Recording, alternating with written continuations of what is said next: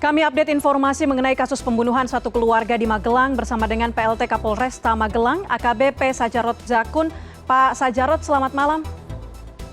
Ya, selamat malam Mbak Puspa. Pak Sajarot, berdasarkan hasil otopsi dan olah TKP tadi malam di lokasi kejadian, apa kemudian fakta-fakta yang ditemukan pihak kepolisian pada kasus ini?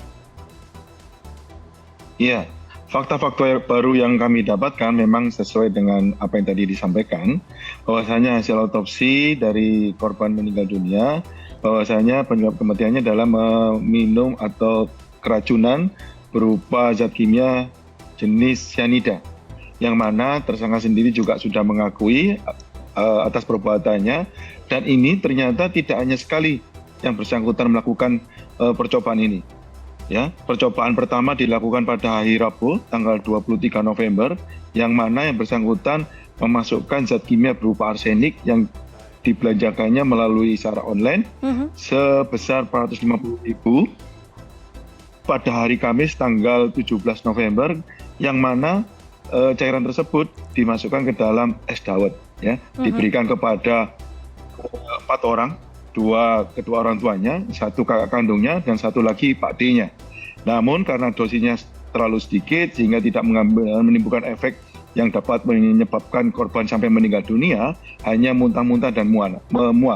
Sekaligus yang bersangkutan dengan adanya kejadian tersebut belajar kembali, ya, dengan cara browsing dan belanja zat kimia berupa cyanida. Ini yang bersangkutan belanja secara online pada hari Jumat tanggal 25 November. Dan kemudian pada hari Senin kemarin, pada tanggal 28 November, zat berupa cyanida dicampurkan dalam minuman yang sudah disiapkan oleh ibu orang tua tersangka yang biasanya disajikan setiap paginya. Demikian Mbak Puspa. Baik, ada biaya yang dikeluarkan untuk membeli racun-racun tersebut, Rp450.000 dan lainnya membeli cyanida. Bukan harga yang murah untuk membeli racun, Pak Sajarot. Dari mana kemudian pelaku bisa mendapatkan uang ini? Karena kalau kita ketahui yang beredar di informasi di lini masa bahwa pelaku tidak bekerja. Betul Mbak, memang pelaku tidak bekerja. Berdasarkan informasi yang kami dapat, yang bersangkutan mendapatkan sejumlah uang tersebut dengan meminta kepada kedua orang tuanya. Demikian Mbak. Baik. Mengenai motif Pak Sajarot, beredar informasi bahwa motifnya pelaku diduga diminta ikut bertanggung jawab atas kebutuhan keluarga. Tapi juga ada informasi yang kami perlu konfirmasi. Ada dugaan pelaku sering menghambur-hamburkan uang keluarga. Kalau tadi senada dengan yang disampaikan Pak Sajarot bahwa uang untuk membeli racun didapatkan dari orang tuanya, justru kontra begitu. Pemeriksaan motif sejauh ini seperti apa? Ya. Motif yang masih kami dapatkan dari tersangka, ya ini sakit hati, ya, karena yang bersangkutan merasa beban keluarga semenjak orang tuanya, dalam hal ini adalah bapaknya, pensiun dari pekerjaannya, ya, pada 2 bulan yang lalu, dan kakak kandungnya sendiri yang telah berhenti dari pekerjaannya karena sifatnya kontrak, ya, ini hanya dibebankan kepada yang bersangkutan. Namun di sisi lain, informasi juga kami dapatkan dari kerabat keluarga korban yang bersangkutan atau dalam hal ini adalah tersangka tidak bekerja dan juga sering minta uang kepada kedua orang tuanya. Ini memang kontraproduktif. Namun tidak hanya berhenti pada motif tersebut, kita masih menggali lagi apakah ada motif lain selain sakit hati tersebut, Mbak Puspa. Baik, masih digali sampai saat ini. Kemudian siapa saja saksi yang sudah diperiksa Pak Sajarot?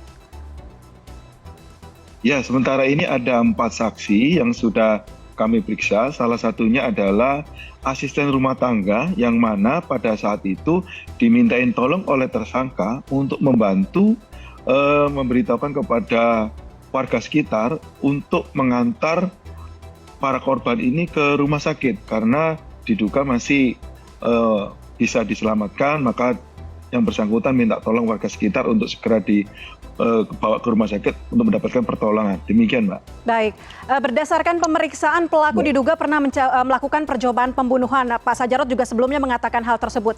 Informasinya seperti apa? Apakah memang di hari ketika membeli sianida, racun arsenik yang sebelumnya sudah dia beli dicampur dengan sianida, atau di hari itu hanya sianida saja? Jadi arseniknya memang ditemukan karena sisa-sisa dari percobaan pembunuhan sebelumnya.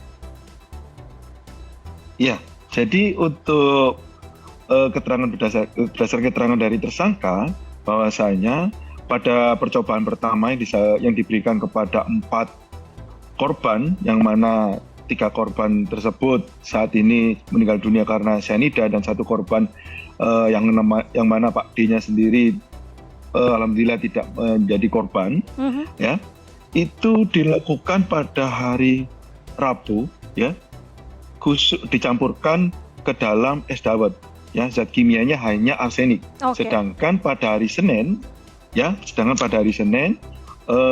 bersangkutan dalam hal ini adalah tersangka mencampur zat cyanida ke dalam minuman yang biasanya disajikan oleh ibunya pada pagi hari.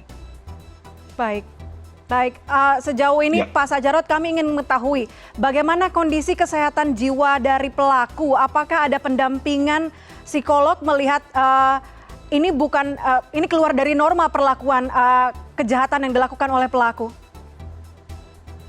Iya, Mbak. Dapat kami jelaskan, untuk saat ini rencana tersebut masih belum kami siapkan, mengingat kami masih fokus kepada hal pembuktian terkait hasil olah TKP, barang bukti yang sudah kita ketemukan, dan kami juga menunggu hasil sampel yang masih ada di laboratorium forensik yang secara resmi belum disampaikan kepada kami, sehingga untuk langkah berikutnya, ya, terkait pendampingan, pengecekan kejiwaan dalam hal ini masih kami sesuaikan dengan kondisi yang ada. Mengingat yang bersangkutan sendiri ketika kita bertanya, menginterogasi, diperiksa dan sebagainya, yang bersangkutan dengan gamblang menjelaskan secara detail, kronologis, dan juga menjawab pertanyaan-pertanyaan secara jelas. Sehingga kemarin juga kami berdiskusi dengan Ibu Kabid Dokes menjelaskan bahwasanya hal semacam ini ketahanan jiwanya cukup bagus. Demikian, Mbak Puspa. Baik. Saya kembali ke soal sianida dan juga racun arsenik yang dibeli secara online oleh pelaku, anak kedua dari korban. Beli secara online artinya sianida ini dijual dengan bebas. Bagaimana koordinasi kepolisian dengan Disperindak mengenai temuan ini? Iya, Mbak. Ini masih dalam tahap penyelidikan kami dengan mengecek dari mana asal-usul barang tersebut. Apakah zat cyanida, termasuk juga arsenik, merupakan zat kimia terlarang dan sebagainya. Ini yang jelas kami akan selalu koordinasi dengan stakeholder terkait, dalam hal ini adalah Disperindak, untuk bisa menjelaskan dan menerangkan bahwasanya zat kimia tersebut termasuk barang terlarang atau tidak. Kalau memang ada pihak-pihak terkait, dalam hal ini adalah penjual dan sebagainya, pasti akan kita panggil, kita minta keterangan dan proses lebih lanjut. Demikian, Mbak Puspa. Baik, terima kasih AKBP Sajarot Zakun, PLT Kapolres Magelang, Jawa Tengah, sudah bergabung bersama kami malam ini di CNN Indonesia Connected. Selamat malam. Selamat malam, Mbak.